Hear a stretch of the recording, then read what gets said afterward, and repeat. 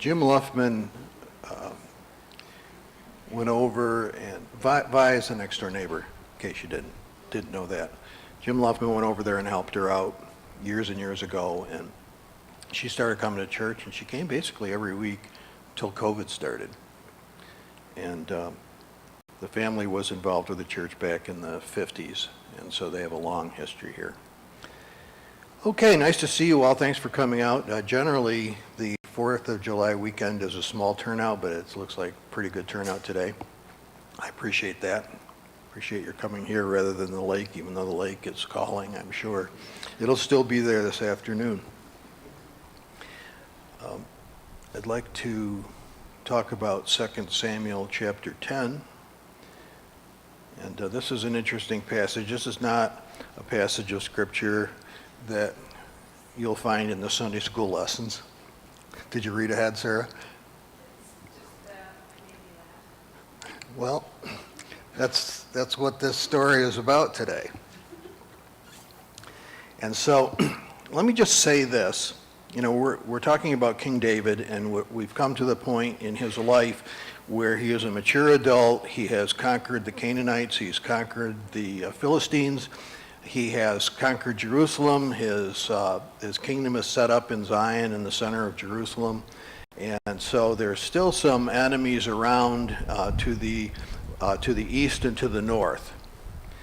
And the story today, the narrative today, talks about how David conquered the rest of those nations. Now, it wasn't the end of his wars, but it basically came to the place in his life, when we get to the end of this chapter, the place in his life where he is actually over the whole area, not just the land of Israel. He's over all of these other places as well. And this is a story about how he became the ruler over the land of Syria and Lebanon. And so I have called it Be Nice, Start Wars. Next slide. Sometime afterward, the king of the Ammonites died, and his son Hanun succeeded him. Now, does anybody remember who the king of the Ammonites was? We talked about him a little bit earlier. Maybe a year ago, when we were in 1 Samuel chapter 11. We loyally with me. So David sent envoys to console his father. Now, we don't know of any dealings between this king of the Ammonites and David. There's no record in the Bible of his relationship with this guy. But according to the motivation of David to send the sympathy card and to send his envoys, which is what kings always do. I mean, if somebody in Europe dies, you know, the president will send somebody over there, or maybe even go himself to honor the leader of a neighboring country. So that's what's happened here. Does anybody remember Nahash?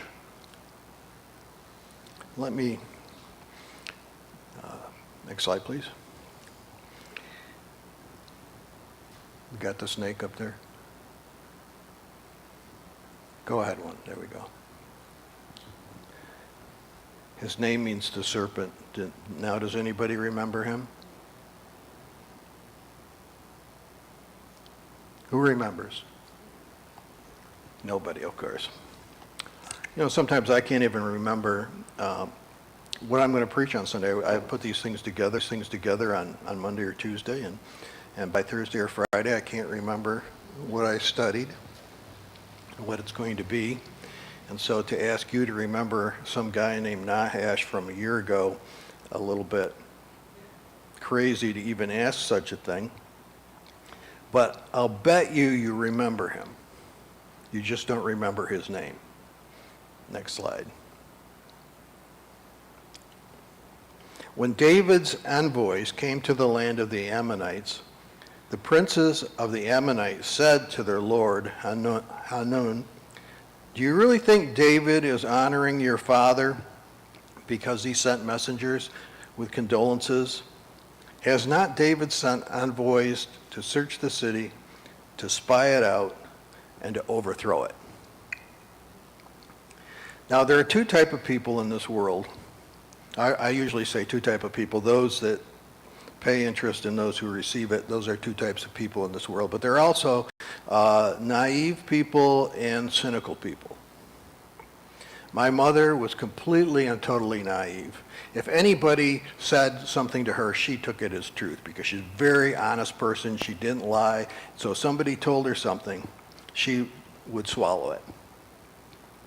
For instance, do you remember the Jim Baker thing where he was building the big Christian thing down there, all the hotels, and they said, if you send us $1,000, you can have a weekend in a 5-star hotel every week for the rest of your life. And in those times, a 5-star hotel would be in the vicinity of maybe $300. And I said, Mom, does that make sense to you that they can give you a weekend every year for the rest of your life for $1,000? Does that make sense? Well, no, it doesn't make sense. Well, we all know what happened. They oversold that thing and they collected all these money from people. They were all defrauded. Mom was naive. And then I'm the cynic. No. I can see myself saying, these people that came from this other country, we better be careful of them because they might be looking for the way to get into our, cities were walled in those days. They might be looking on how to get in here or how to conquer us. And the princes who were around this newly anointed king said, David he's not sending these people to honor your father. He's sending these people because they're spies and they want to conquer us just like they conquered the Philistines, just like they conquered the Canaanites, and just like they conquered all these other people around them. But the scriptures tell us that David's motivation was a pure motivation. It was a pure motivation because he had good relations with this king in times past.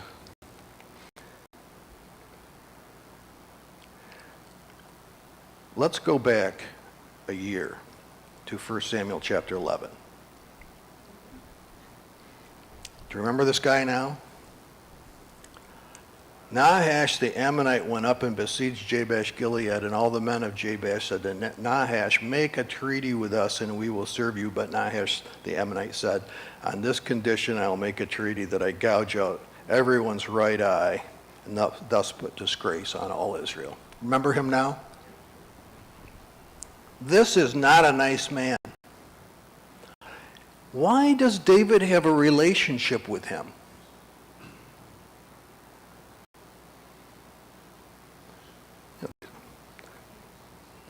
The critics said,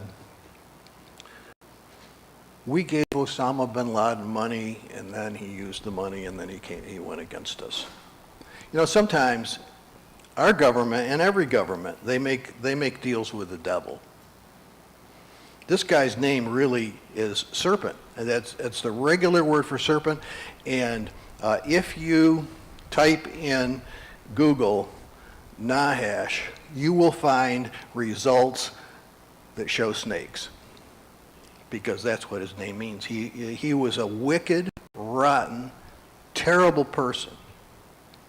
And if you remember the narrative from those days, this guy came down. This is when Saul was the predecessor king to David, was newly coronated. And the people said, well, we don't like Saul. How can this guy Saul, this young man Saul, how can he help us? And I don't want to go over the whole story of it, but he basically said, if you don't come and help us get this guy, I'm going to punish you. And so all the Israelites came and they fought with this guy and they defeated him and nobody got their eye poked out. And then everybody said, who said Saul shouldn't be king? Look at what he did. He saved our country.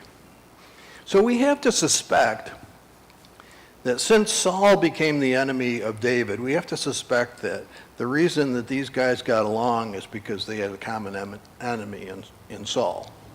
The Bible doesn't say, but we have to suspect it. I tried to find the Cyclops from "Oh, brother, where art thou?" But I couldn't find the picture. So Hanun seized David's envoys, shaved off half the beard of each, cut off their garments and the middle of their hips.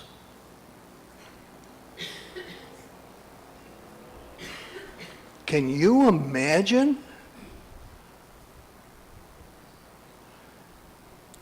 Nobody had two pairs of clothes in those days. Well, maybe they did because they were the king's envoys.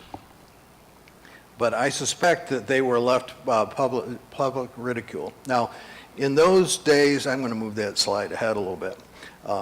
Next slide. In those days, to be shaved was a sign of effeminacy. I mean, even today, if you look at any Arab person that is a male, adult male, what do they all have? They all have a beard, because that's what it means to be a man, to be masculine. In fact, there was a law under Moses that said the Jews were not to shave the corners of their beard, and that's why you see the Hasidim, the Hasidic Jews, have that curly thing on the side, because they are told not to shave the corner of their beard. Now, in India, I don't think I put this picture in here. Let me see if I did. No, I didn't. Good. I thought maybe I better put that out. There, in India, there are these trans men who have themselves altered, and they're beggars. And as you drive through the city, there'll be like 15 of them together, all cross-dressed. And they pound on the glass of your car when you come through the intersection and demand money. And if you don't give it to them, you know what they do? They curse you. And the curse is that your children will become like them. Now, they cursed me because I didn't give them any money, but my kids didn't turn out like them. The point is that to shave the beard in that culture and in that time would be a sign of effeminacy. And so they half shaved the beard off, and they cut the clothes off right here and sent them on their way. What would happen if that happened in the 21st century? What would happen if we sent somebody over to Russia to try to get them to pull out of Ukraine, and they did that? Should it be overlooked?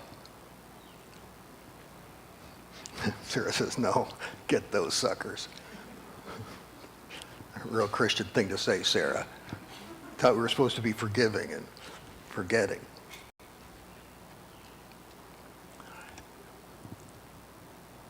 Go ahead. Oh, one slide, please. I had a picture, but I decided to take it out. When David was told, he sent to meet them, and the men were greatly ashamed. And the king said, remain in Jericho until your beards have grown. How long does that take?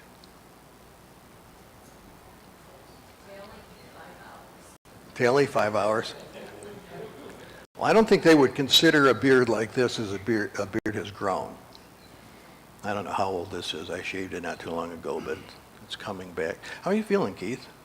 You better? Good. Good morning, by the way. So the king said, stay here.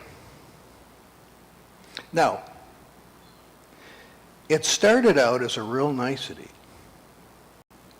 Now, the envoys, now it's a personal affront to David and to his envoys. And so I think the word that we're going to see now is the word escalate. The situation is about to escalate. Next slide. I've shown here some comparable passages. We'll look at the one on the right first, which is in our list, and then we'll look at the parallel passage from Chronicles. When the Ammonites saw that they'd become odious to David, the Ammonites sent and hired the Arameans. Now those are the Syrians. Aram was Syria. Of Beth Rehob, and the Arameans of Zobah, 20,000 foot soldiers, as well as the king of Maacah, 1,000 men, and the men of Tob, 12,000 men.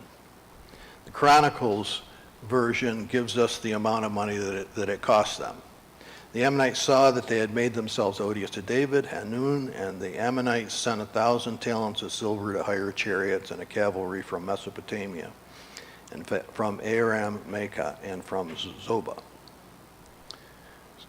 So in order to cure the problem, as they saw it, of the humiliation of these people, it now costs them 10,000 talents. Now, you have to understand that in those days, 10,000 was the largest number, and talent was the largest amount of silver or gold that you could have. And so what they're really saying, this is a figure which means, well, like we would say, a cajillion. This is the largest number possible in their thinking. And as a result of what they did is they made their people absolute pawns.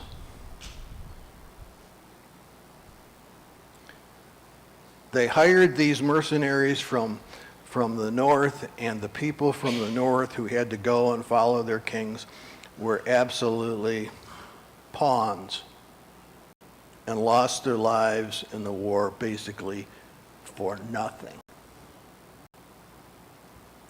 How many wars are like that? More often than not, I think. So it escalates. Next slide, please. When David heard that, saber rattling, when David heard of it, he sent Joab and all the army with the warriors. The Ammonites came out and drew up in battle at the entrance of the gate, and the Arameans, the Syrians of Zobah and Rehob, and the men of Tob and Maacah were by themselves in the open field. So this little nation with the king who's the son of the eye gouger, they're in their own little place, and then all the Syrians are out in the field all around, and so they realized that they needed to fight two battles at once, which was the whole idea of hiring these people. Next slide. So Joab saw that the battle was set against him both in front and rear, and he chose some picked men, special forces, I don't know if they were SEALs or Green Beret or what they were, and arrayed them against the Arameans. Next slide. And the rest of his men he put in charge of his brother Abishai. Remember Joab and Asahel and Abishai? The three brothers who are David's cousins, and they're vicious people, but they're in charge of David's army. And so Abishai is still alive. Asahel had been killed by the commander of the army of Saul, and so they go out and they're beginning to fight two battles at once. Next slide. And he said, if the Arameans are too strong for me, then you shall help me. But if the Ammonites are too strong for you, I will come and help you. That's a good plan. How about in church? How does that work? Let's look at this New Testament slide here. Next slide. Admonish the idlers. Get busy. Encourage the faint. Don't worry, it'll get better. Your situation will get better. God is going to be with you. Help the weak. And be patient with all of them. We're responsible to help each other. And here the kingdom of David, the kingdom of God under David, these two brothers say, well, if you get in trouble, I'll help you, and if I get in trouble, you help me. Good plan. New Testament stuff. Next slide. Be strong and let us be courageous for the sake of our people and for the cities of our God, and may the Lord do what seems good to him. Coming from Pentecostal school, my initial training was Pentecostal, and they would say, it's wrong to pray, Lord, if it's your will. Now, I don't know where they got that idea, that would be wrong. But the idea is you gotta have the faith, and it's not if it's God's will, it's if your prayer is a prayer of faith, and therefore God is somehow required to do it. Do you remember this kind of thinking and teaching? Rick went to the same school. If it's your will, I think is a really good prayer. Because sometimes situations, if it's God's will to change a situation, is a really good prayer. So whatever God is doing is a good thing, and so therefore Joab, who has his own problems, he says, well, let God do what seems good. That could include being defeated in war and himself dying. That could be what could happen in a battle like this. But he's putting it in the hands of God. And so it's very similar to that passage in Corinthians right underneath it. Keep alert. Why do you have to keep alert? Because you're in a spiritual battle. And stand firm. Why do you have to stand firm? Because there are so many things that might come against you and push you from one side to the other. Be courageous. Be strong. These are the same words in both. So if we're weak, we should be strong. And if we're fearful, we should be courageous. And if we're neglectful, we should be alert. So these are very similar passages in both the Old and New Testament. So Joab and the people who were with him moved forward into battle against the Arameans, and they, that is the Arameans, fled before them. And when the Ammonites saw that the Arameans fled, they likewise fled before Abishai and entered the city. And Joab returned from fighting against the Ammonites and came to Jerusalem. That's just a battle. The war's not over. You can win the battle and lose the war. You can win the war and lose the battle. The battle is won, but escalate. Next slide, please. When the Arameans saw that they'd been defeated by Israel, they gathered themselves together. Next slide. So if you want to look on this map, those of you who are online, look in the upper left. You can see Aram up there. It's to the east of the Sea of Galilee. Above that is Caesarea Philippi, the place where Jesus asked the disciples who people say that he is, and Peter correctly said, you are the Son of the living God. And Jesus said, blessed are you, Simon Peter, because the Lord has revealed this to you and not people. People have not revealed it, but the Lord has revealed it. And so it says that they sent for more Syrians, more Arameans that were going to come from beyond the Euphrates. Let me see the next map there. If you see in the center of the map, towards the bottom, you'll see Jerusalem and then Damascus to the north of that. And that would be Aramean territory. And then if you go further north, you get to the Euphrates River over in the area of today of Iraq. And so the enemies of Israel called for reinforcements from beyond. This king wanted to ridicule somebody. It cost him 10,000 talents. He hired some armies. I'm sure the kings got the money to send their people to their death. And then they decided that they will go further and they will bring more people down to fight Israel. And what's actually happening here is that all these people are becoming defeated, and they're all becoming vassal states to King David. In the end, that's what happened. They're all paying taxes to David after this, and David at this point is basically the king of the world, with all of these people bringing tribute to him. And that's why Solomon was so rich, David's son Solomon. It says that in the days of Solomon that nobody would take silver. You had to pay in gold. Silver was thought as the dust of the streets.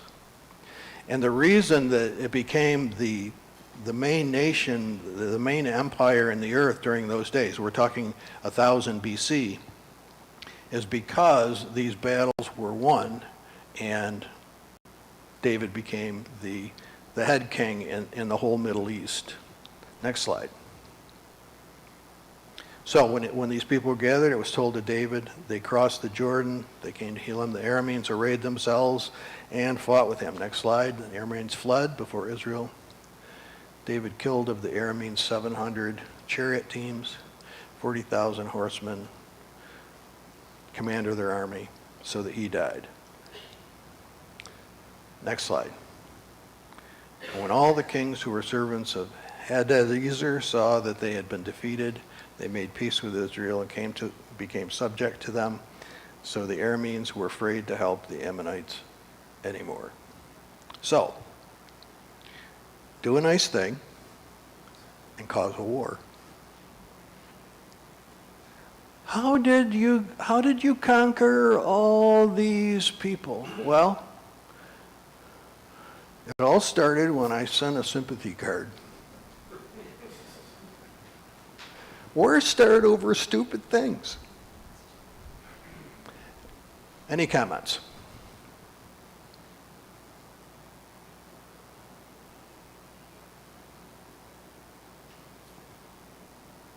Didn't hear that one in Sunday school, did you? Come on, you guys.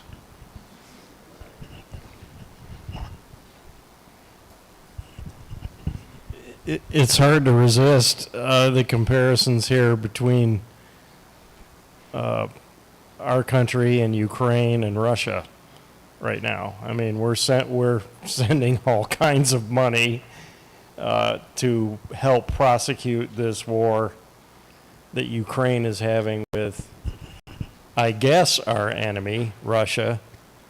And, you know, I don't know. It's that comparison is just difficult to overlook. I'm not saying that's exactly what's going on, but I would say too that if, as you look at the whole life of David here in these last 3 or 4 chapters, he quickly forgets God's blessing on his life and God's choosing of him, and he gets himself in trouble with a lot of his decisions too. So that's it. Anyone else?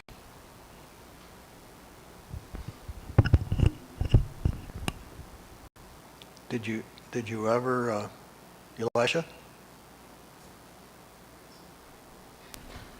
I believe it was in the, this is to your thing, what you were Can you talking speak about. up a little? I'm having trouble. Well, that's because I haven't actually said anything yet. In the Garden of Gethsemane, I believe it was, when Jesus was praying before he was crucified, this is in relation to you talking about praying about God's will. Jesus literally says, "Spare me from this if it's your will." He didn't want to go through it, but he literally prayed to the Father, "If it's your will, spare it from me." So you can say, "Oh, you need to have faith," and I say, well, I think you should do what Jesus did, which is God's will to be done